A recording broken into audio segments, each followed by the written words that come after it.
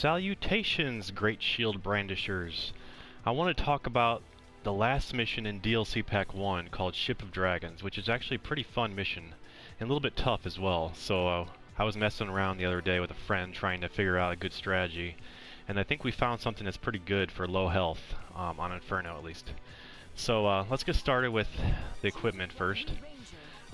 Ranger can be a good class here. What you're going to need is a decent sniper and a decent tank, or you want something that has a lot of missiles to take out the dragons, and then a good sniper. But ultimately, well, let me start out first with saying this. Ultimately, if you're not playing on Inferno, if you're playing below Inferno and you have the limited health that they recommend for each of the classes, I recommend having a fencer for up front, because if you have a fencer with 2 hammers up front, you can easily distract all the dragons while you can have the rest of the team in the back corner with the NPCs sniping the ship and helping out the fencer up front.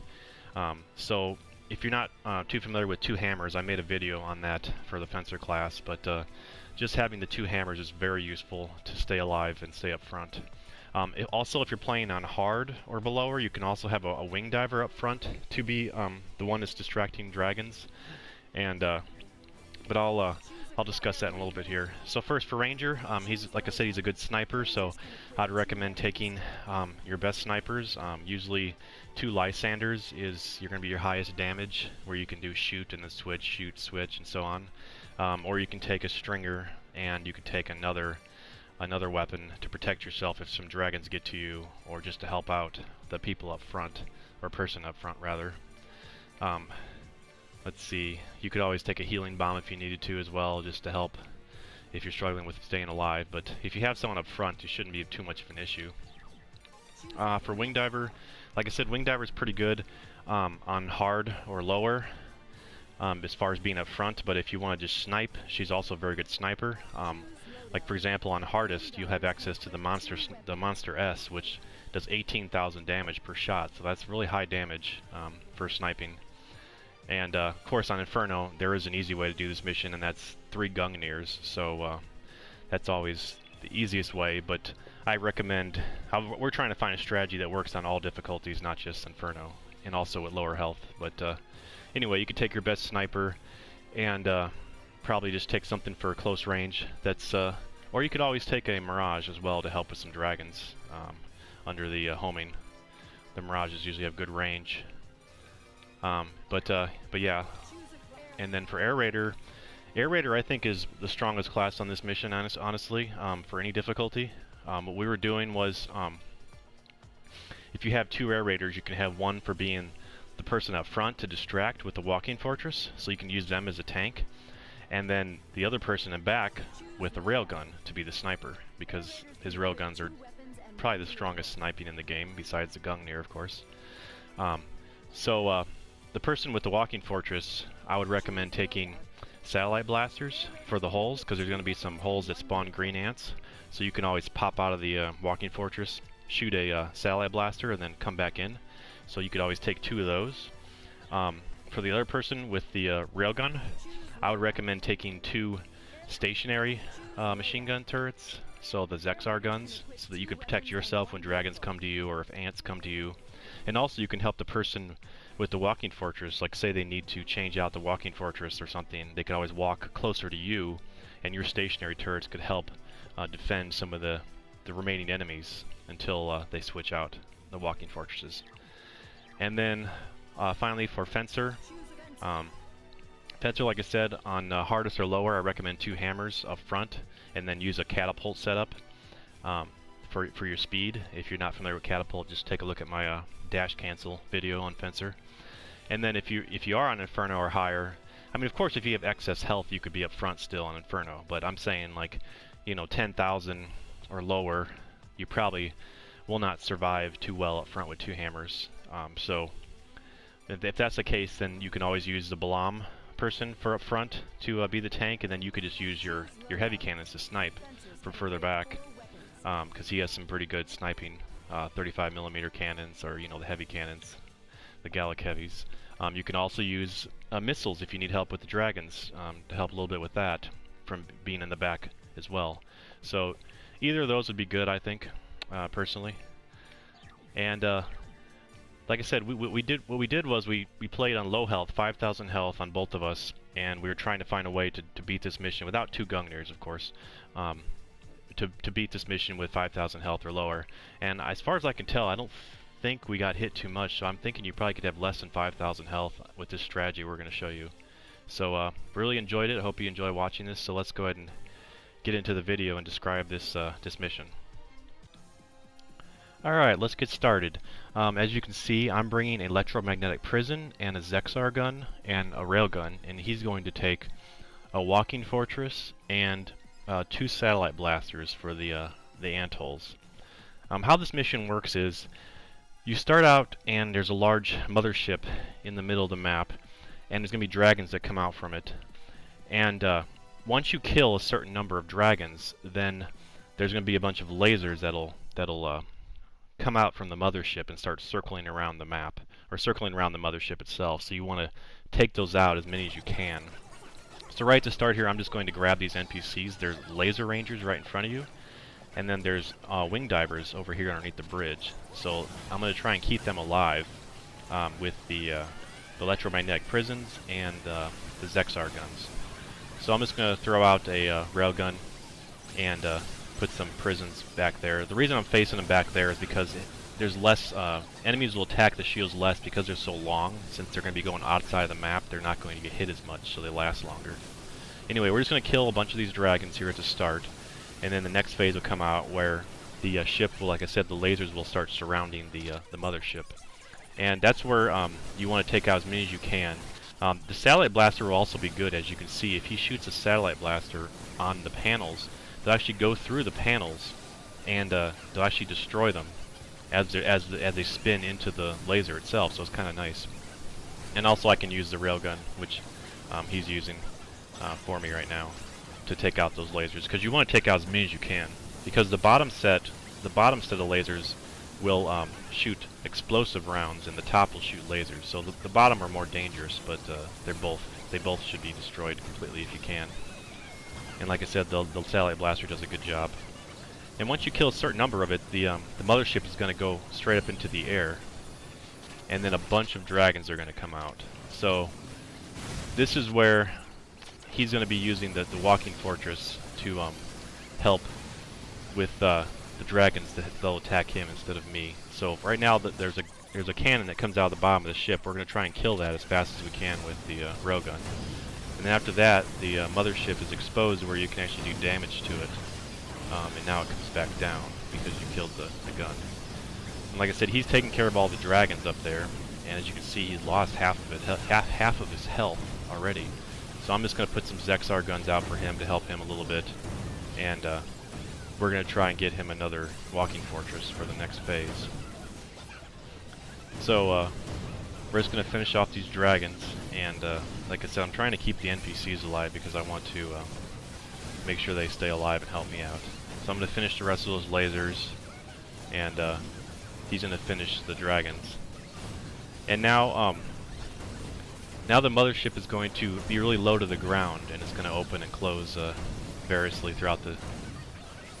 it's going to open and close variously where you can do damage in the bottom. But now there's going to be a bunch of 4 antholes that spawn the green ants, which are really fast running ones. So the thing with this is, if you don't attack the ant holes, they will stop coming after you. So there's a way to just like say what we're going to do is we're going to take out one anthole at a time, and then we're going to reset, reload everything, and then go to the next one. And you can keep doing that as long as you don't attack anything near those holes. They'll stop coming after you. So we're just going to grab some items here, heal up, and also if you ever need to get another Balam, you can always just pull a wave of the greens and then just kill some and then reset and then keep doing that until you get the Balam, another Balam. But he's always trying to at least have one new Balam outside, so he can have a full one to get into when he needs it. But I'm just going to get ready for if any dragons or greens come towards me, and then we're going to go ahead and start working on the first green anthole. So like I said, he's going to be the tank, and he also is going to call a satellite on the hole, and I'm going to attack another hole since I can see one up close here. So now all the greens are going to come after him for the most part. And if anything comes after me, I have the NPCs to help me out, and I also have the Zexar guns, which I can help set off.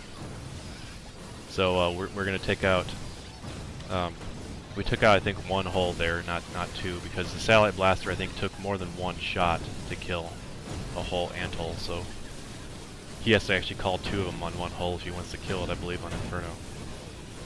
So he can always walk towards me if he ever needs help a little bit, and my Zexar guns will finish off the greens, but as you can see, we're reloading between each part, so we're okay with this. We're able to always have just a backup if we ever need it. And I took out, like I said, the first hole, so now he's going to call a satellite on the next one. And I'm always making sure to call out a railgun as soon as I have one available, so that we can always have extra, because they I don't know if the NPCs sometimes destroy your vehicles or not, but I know the fencers, if they walk into your tank, they'll actually do damage to it. But I don't know, I was having issues with, at least when I tried the negling, they were destroying my negling. I'm not sure what was happening, but anyway, now we're going to get set up for the next hole. And it's hard for me to see the ant holes from this corner, so eventually I will have to move up a little bit down the street to see one, but it's not necessary since he has a satellite blaster, but it does help just for me to be able to kill one to help him out. So right now he actually asked me to try and get some more kills for him to get the Blom, because he's very close to getting one. So it's a little bit tough to actually snipe some of these dragons with the railgun, but I'm just going to try and hit a dragon that's outside of the map so I don't pull the whole wave, because he has less than half health for his Balam. What we discovered though later on when we were playing this, all he had to really do was just come near me, and we could have shot, you know, one of the greens and pulled a whole wave of greens and just let him tank it for a little bit while the Zexar guns killed him.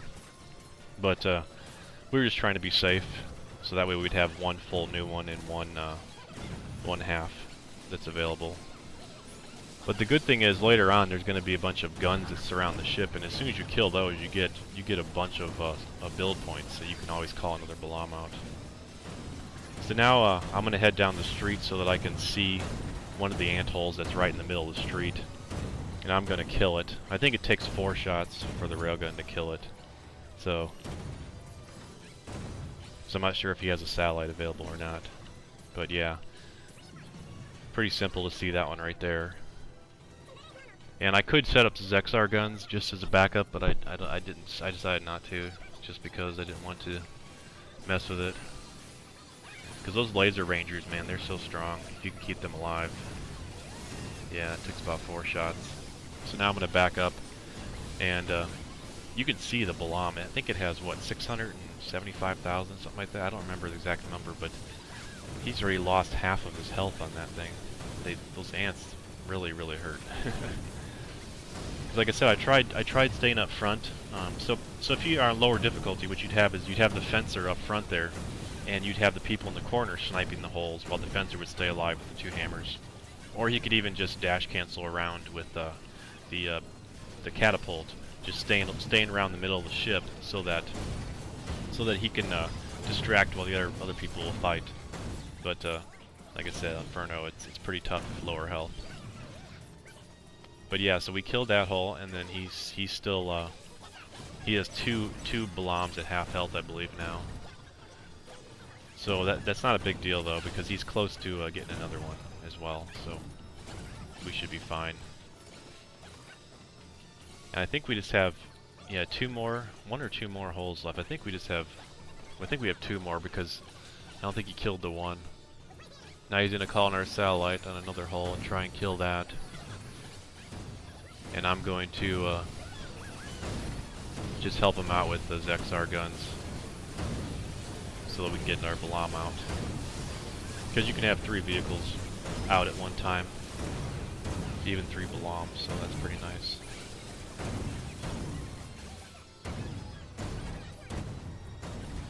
Alright, I think we just have one left now. The dragons will keep spawning forever, so if you ever need some more build points, you can always just get a few more dragons, but we were doing alright as far as the build points. And I reload my shields every time. You don't need to, but might as well just be safe. And it seems like I was spreading my shields out a little bit more rather than trying to overlap them so close together, because it seems like they last longer that way too, because I'm assuming splash damage will damage 2 shields at once instead of 1, so therefore if you have them separated like that more, then they won't take as much damage perhaps. It just depends on what you need in the situation, but... Alright, now we're going to work on the last hole, and then after we kill this, then you have to do damage to the ship for it to come back up in the air. So, once we, like I said, once we kill this hole, we're gonna damage the ship in the middle. He's going to use the satellite blaster to do the damage, and then the ship will go straight up in the air, and then there'll be some 2 ships that spawn underneath the mothership that will spawn red dragons.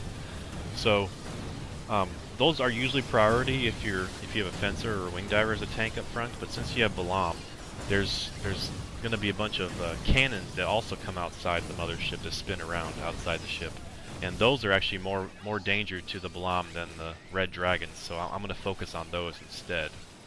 But normally you'd probably focus on the dragon ships first and then the cannons later. But once you destroy that stuff, then pretty much it's the mission is almost over, because that's the hardest part. So he's trying to point out the hole to me so I can shoot it with the railgun. If I had something that zoomed, it'd be a lot easier, but I didn't have anything with me to zoom, so I'm just trying to hit it. I do eventually kill it, but I think I only have 1 shot left in the railgun by the time I kill it, because I can't find it. And then I just set off the Zexar guns for him to help him out. And I think I kill it. Yeah, I kill it right there. Also, he was actually able to throw a Balam down in the middle of the mothership too, where the Balam will actually spawn inside the mothership on the bottom there, and you actually can punch it while it's in there too. But we were afraid that might glitch out or something again, so we didn't try it. But he decides to take a. He has 1 new Balam, and he has 2 that are at half health. So he decides to take one of my railguns, since I don't need 3 of them. And he's going to use the railgun and drive it up there and do damage to the mothership, so that he can throw the Balam further away, just to be safe. But he's going to definitely be careful to make sure that the Balam is close to him, so he can get back in time and get back in, because that's the #1 priority. But those dragons were actually really destroying the railgun pretty fast, so we had a little bit of issues with that. We could have put a Zexar gun up there to help him out, but looking back, maybe we would have done that in the future, but it's not a big deal. So now he's going to walk that Balam up closer to the mothership, and then he's going to drive the railgun up there too, so they're really close to each other, so he can get inside quickly. I'm going to put these shields like this. The reason I'm doing it this way is because the lasers are going to start shooting, and just in case they shoot at me, that way they'll have to break down 1 shield, and then they'll have to break down the next, and then the last one to get to me. So just figured it would last longer, so that's why I did that. Alright, so now he's going to kill some dragons first, because they're attacking him now.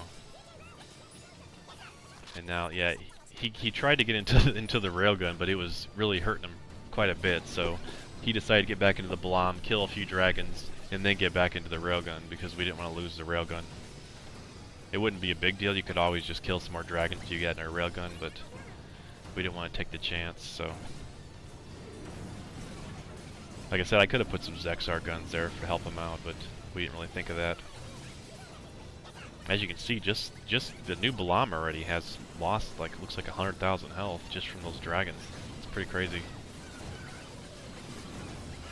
And like I said in previous videos, if you're ever using a Balam, try to move backwards while you're punching. Try not to stay in one spot, because you'll survive longer. Because alright, okay, he did damage to the ship, and now it's going straight up in the air. So he's going to get back to the Balam, and he's going to try and survive. Now the 2 drop ships are going to come in, and they're just going to circle around and drop red dragons, and then these lasers are going to come out. So what I'm going to do is I'm going to focus on these lasers, because these are really messing him up. As you can see in the middle there, every one of those lasers is just attacking him. So, but the good thing is he gets a Balam. He gets a Balam quickly from these cannons I kill. So he's just going to pop out and drop a Balam right there by his feet, and then get back in, and then wait till it drops, and then get into the new one. So the scariest part for him is changing out the Balams. As you can see, his health is getting pretty low. So, he's gonna wait for it to drop and then switch over. So yes, this is probably the most dangerous part for him right now, because, like I said, if he doesn't have the Balam ready, or if he can't get into it, if he gets bitten by a dragon or something, then it's over pretty much. I don't know if to say it's over, but it's probably over. So I'm just gonna kill the ships now, the dragon ships. I'm gonna kill as much as I can. He got inside the Balam, so that's good. He's safe now, and we're fine, because red dragons aren't too big of a deal for Balam. It's more of those lasers that were messing him up. So, but at this point, he's got so many Balams that he's fine, because of just by killing all those cannons and by killing the dropship. So if you're up front with the Balam, definitely keep an eye out for as soon as you get a Balam, where you can call it and make sure to throw it right away, especially during that part. But yeah, after that, it's just a matter of killing these red dragons, and then, you know, the mission's pretty much over at this point. If you happen to have Gungnir's, like I said, all you would do is, differently, was you would probably have someone give you plasma to refill your Gungnir's faster, or you could take someone with the sniper to snipe the big gun at the start. And once the gun is spawned, or once the gun is dead, then you can shoot 2 Gungnir's on the mothership, because you can see it for about, I don't know, 10 seconds or so as it drops down. So you shoot 2 Gungnir's at it, and then once it comes back up, because it's going to go down, and then it's going to come back up because it's going to go into the last phase because you did so much damage to it. And then once it opens again, just 1 more Gungnir shot and it's dead. Because as far as we could tell, you can't just kill the ship before it goes into the last phase, because we did 2 powered Gungnir's on that ship and it did not kill it.